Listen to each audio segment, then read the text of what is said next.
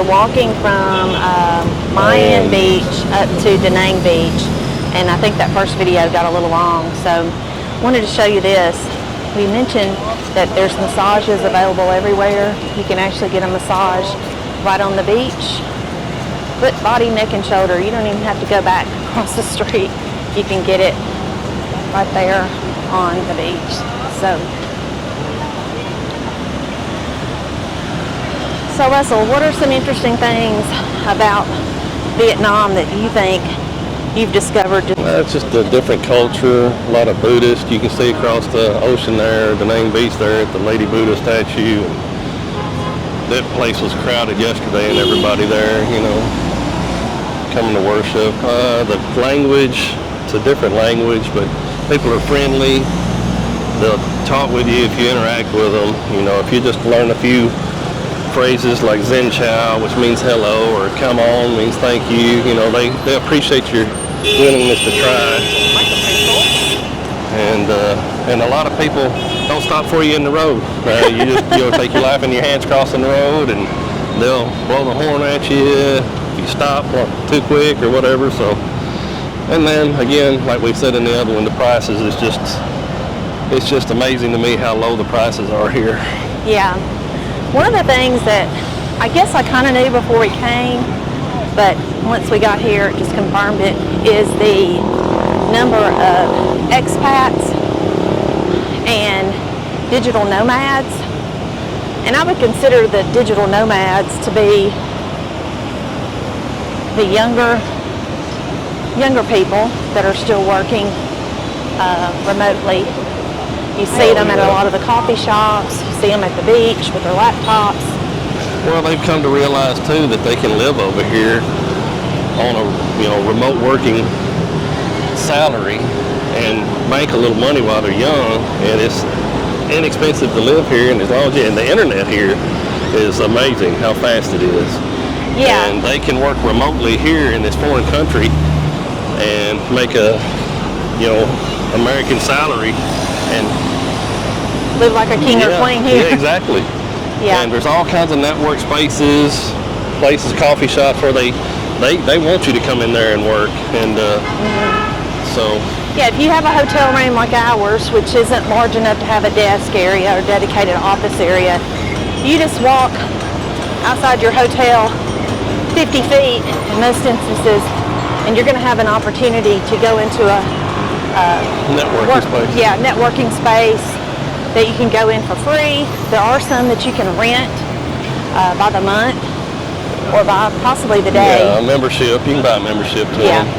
But it's just amazing. I mean, just the young, what they call digital nomads. I mean, I'm sure there's some older ones too, but there's a lot of young, I would say, big expat nomad community here, not just in Da Nang, but all over Vietnam. The other thing is the other group, I would say, that I mentioned is the retirees that are here from all over the world. We've talked with some from New Zealand, Australia. The two guys we talked to yesterday from Australia, they were here visiting and just kind of scoping things out to see it as a potential retirement area, either full-time or part-time. And they were like us, they were just surprised at how inexpensive it is to live here. And you see a lot of tourists with their children, so it's not just us old folks and young single people. You see a lot of kids on the beach and with their families. A lot of Koreans, a lot of Asians here, a lot of, like you said, Australian. The other guy was from New Zealand. I've heard some European language. So it's a melting pot of everybody here.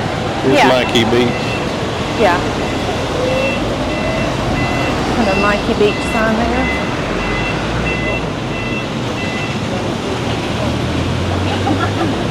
Russell's taking a video, so we'll stop here and pause for a second, show you some more of the ocean.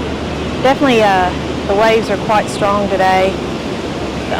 Really the only people you see out there are the surfers today. And apparently it's a pretty big thing here for surfing.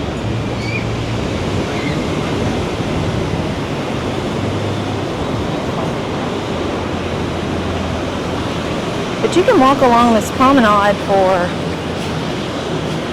well, you could walk it all day, honestly. If you wanted to start at one end and go to the other and come back, you could definitely do that.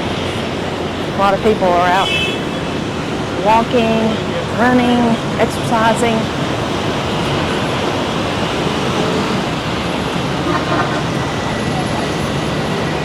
So, yeah, the expats is a thing that interests me. Another thing that's interesting to me is, like Russell said, the prices of everything. How different the life is here.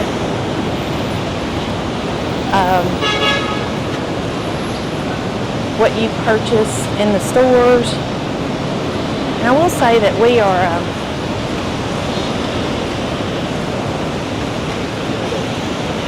we're actually on the ocean side of Da Nang. In between the city, there is a waterway that separates us, and I'll try and pop a picture of the map up here for you so you can see what I'm talking about. We haven't even been over there yet, other than when we flew in the other night, in the middle of the night. We are planning on going over there this weekend. So that side of Da Nang, we haven't really even explored. So we're just over here on the beach side, living our best life, very inexpensively. I'm sure you could probably live even cheaper away from the beach, but our hotel is probably within 2 blocks of the ocean. We're not right on the ocean,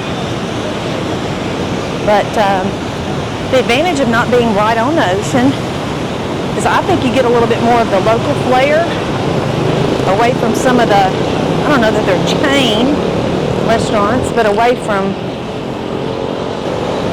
some of the more expensive opportunities to spend your money when you're back in the back roads or back streets, really exploring the local culture.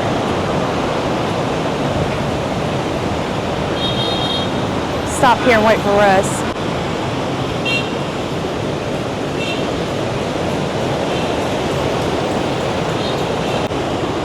It's a good thing it's cloudy today. It's not the sun beating down on you, just burning you up right here. It's comfortable to walk right here with this breeze. Yeah. First couple of days we were here, it was very sunny, very hot, very humid. So this has been a nice reprieve. It was 71 this morning when we woke up. Yeah. We're still in shorts and t-shirts, which is great. That gets back to another thing we was talking about on retirement. Doing this retirement thing, you can travel and follow the sun, at around the 70-degree range, and there's just a multitude of places you can go to follow that and live pretty cheaply. When it's wintertime in the northern hemisphere, you can travel down to the southern hemisphere, and it's summer down there, so you can do it in all kinds of different ways to save you money. You can do it, through flying down there and then just slow traveling through the area, picking different countries just to hop around in while you're down there. And then you can take a repositioning cruise to get from the northern hemisphere down to the southern hemisphere. There's several people that we watch on YouTube that do that. We've learned a lot. You can learn a lot just by researching Facebook groups. I want y'all to see this hotel right here across from the beach. It's pretty neat.